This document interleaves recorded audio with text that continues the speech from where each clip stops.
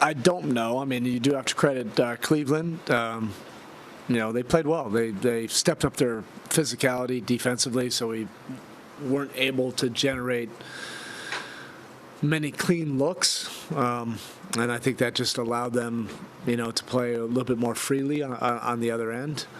And we just it didn't feel like we had a lot of juice and pop tonight, which, we're not making any excuses for anything. We just weren't able to make those extra efforts on either end of the court. And they really capitalized on all of that. Was 31 three-point attempts kind of a sign of not being able to generate? Yeah, I mean, they were playing on the top side of all of our shooters, and it requires, extra efforts, extra focus to be able to get to second and third layers of your offense. I thought at times we did, but for the most part, they took us out of our actions with the physicality and keeping our shooters from getting to the three-point line.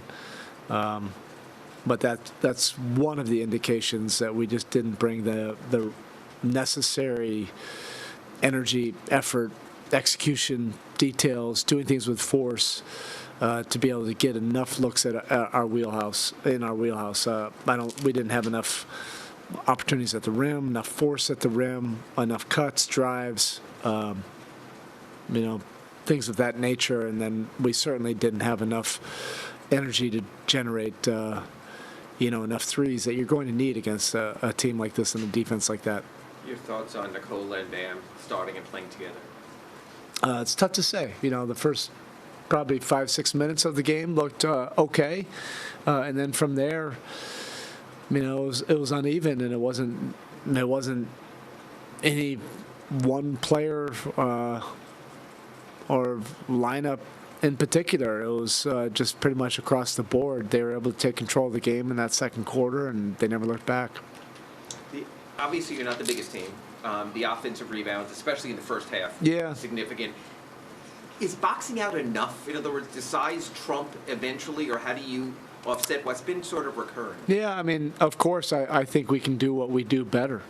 We're an above-average rebounding team, and when we don't box out and make those extra efforts to jump and to get some tough rebounds in traffic, we've paid dearly for it. It felt like every time they were able to get to a loose ball or an offensive rebound, it led to an open basket, foul, or three.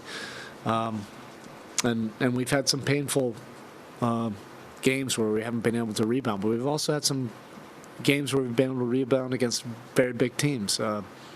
So we have more in us, which is necessary. Obviously, personnel help. Were they as prepared for the zone as?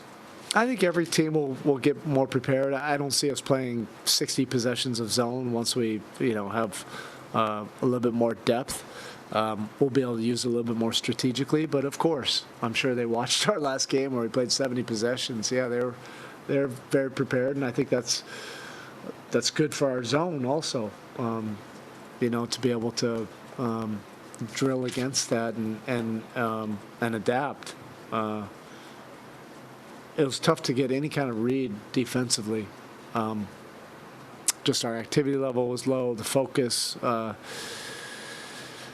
and detail work was not our best. But we've been good.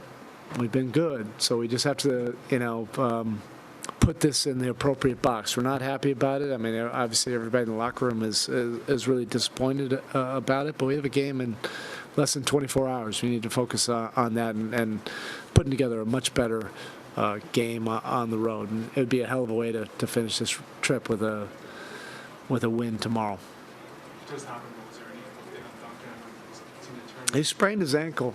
Yeah, I thought he got fouled on that too. Like, neither here nor there.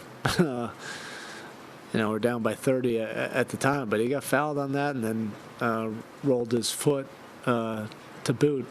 We'll see how he feels once we fly, and then none of us will really know until tomorrow. All right. Okay, thank you. Thank you.